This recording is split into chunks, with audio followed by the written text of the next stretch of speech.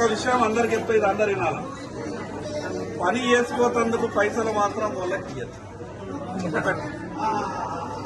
రెండో విషయం, తెలని విషయాలు ఏమైనా ఉంటే తెలుసుకునే ప్రయత్నం చేయాలి. కానీ ఒక 50 లక్షల ఎన్నికలు తీసుకొచ్చి ఇచ్చేస్తే మన పని అయిపోతుందని మధ్యలో చెప్తే ఆ చక్కర్లో ఉండదు. మీకు ఏమైనా అనుమానం ఉంటే నా దగ్గరికి రండి, నేను మనుషులు ఇచ్చి ఆఫీస్కి పంపిస్తా, దాని మీద ఎంక్వైరీ చేద్దాం. మధ్యలో మాత్రం ఏదో పైసలు ఇచ్చి పని చేసుకుందామని పరీక్షలో మాత్రం పడదు. నువ్వు చూడబట్టు, నువ్వు చిన్న ఉన్నప్పటి నుంచి భూమి నాకు 76 ఏళ్ళు ఉన్నాయి. ఎక్కుంటాయి.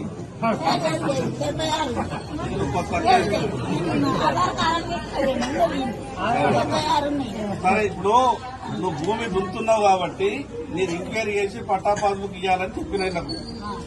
ఇంకొక వారం 15 రోజుల తర్వాత దీని మీద ఎంక్వైరీ కొరకు వస్తారు. మీ చైర్లకు ఎంక్వైరీ కొరకు వస్తారు. మరి వీళ్ళ ఫోన్ నంబర్, కాంటాక్ట్ నంబర్ ఏమైనా రాసుకోవచ్చు.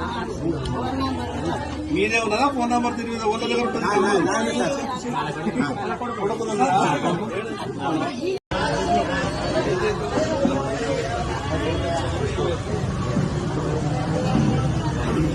ప్రభుత్వం కొత్తగా తెచ్చినటువంటి భూభారతి చట్టం ద్వారా ధరణిలో దాదాపు లక్షలాది మంది రైతులకు అన్యాయం జరిగింది.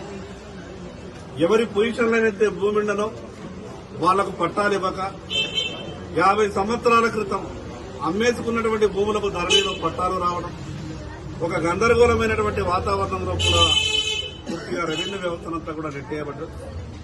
భూభారతి చట్టంలో ధరణి వల్ల ఎవరికైతే అన్యాయం జరిగిందో ఆ అన్యాయాలన్నీ కూడా దాన్ని రెక్టిఫై చేసే విధంగా భూభారతిలో అనేకమైనటువంటి విషయాన్ని పొందుపరచడం జరిగింది. ఈ సందర్భంగా ప్రజలందరికీ విజ్ఞప్తి చేస్తాం. చట్టాలనేది ప్రజల అవసరాల కొరకు, ప్రజల బాగోగుల గురించి, ప్రజలకు మంచి జరగాలని ప్రభుత్వాలు చట్టాలు చేస్తాయి. నేను మొన్న జరిగినటువంటి అసెంబ్లీలో కూడా చాలా విషయాలు చెప్పిన.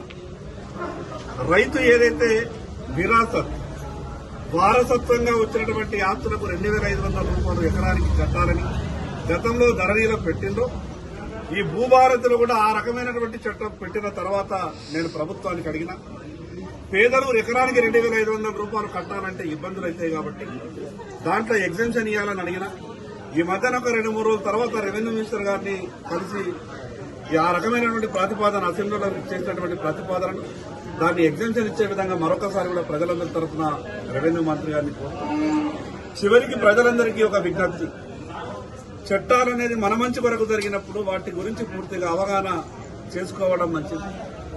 అధికారులందరికీ విజ్ఞప్తి చేస్తాం. ఈరోజు ప్రభుత్వంలో ఉన్నటువంటి మనం ప్రజల సొమ్ము ద్వారా ఈరోజు ఉద్యోగాలు, జీతాలు తీసుకుంటున్నటువంటి మనం ప్రజలకు అందుబాటులో ఉండి వాళ్ళ కష్ట సుఖాలలో పాలు పంచుకునే విధంగా ప్రయత్నం చేయాలి. అవగాహన లేనటువంటి ప్రజలకు అవగాహన కల్పించి వాళ్లకు ఉన్నటువంటి సమస్యని పరిష్కారం చేస్తే వాళ్ళు ఇచ్చేటటువంటి దీవెనలు మనకెప్పుడు కూడా పనికొచ్చేటటువంటి అవకాశం ఉంటుంది. కాబట్టి అధికారులందరికీ విజ్ఞప్తి చేస్తున్నా, ప్రజలు ఇచ్చినటువంటి ఈ అవకాశం ద్వారా మనమంతా కూడా కుర్చీలలో ఉంది. వాళ్ళకు అన్ని రకాలుగా సహాయం చేసేటటువంటి ప్రయత్నం చేయాలా. ఈరోజు చదువుకోనటువంటి వాళ్ళ అమాయకులు చాలా మంది కాగితాల చేతల పట్టుకొని సంవత్సరాల తరబడి అధికారుల చుట్టూ తిరిగి అది రూపాయికి అద్దె షేరుకు ఎందరో మంది భూములు అమ్ముకున్నటువంటి సందర్భాలు కూడా చూసాం. ఆ రకమైనటువంటి మోసాలకు ఎవరు కూడా మీరు గురి కావద్దు. మీకు ఎక్కడ ఎవరికైనా ఏదైనా ఇబ్బంది ఉంటే నా దగ్గరికి వచ్చి ఎమ్మెల్యే క్యాంపు కార్యాలయానికి రావచ్చు, జిల్లా కలెక్టర్ గారిని కలవచ్చు. కానీ మధ్య దళాలు చేసేటటువంటి మోసానికి ఎవరు కూడా గురి కావద్దు. అధికారులంతా కూడా కష్టపడి పనిచేసేటువంటి ప్రయత్నం చేస్తున్నారు. కాబట్టి అధికారులందరికీ నేను ప్రజల తరఫున విజ్ఞప్తి చేస్తున్నా, మనకు దగ్గరికి వాళ్ళెంతో ఒక గొప్ప ఆశతోని కాగితాలు పట్టుకొని వస్తారు.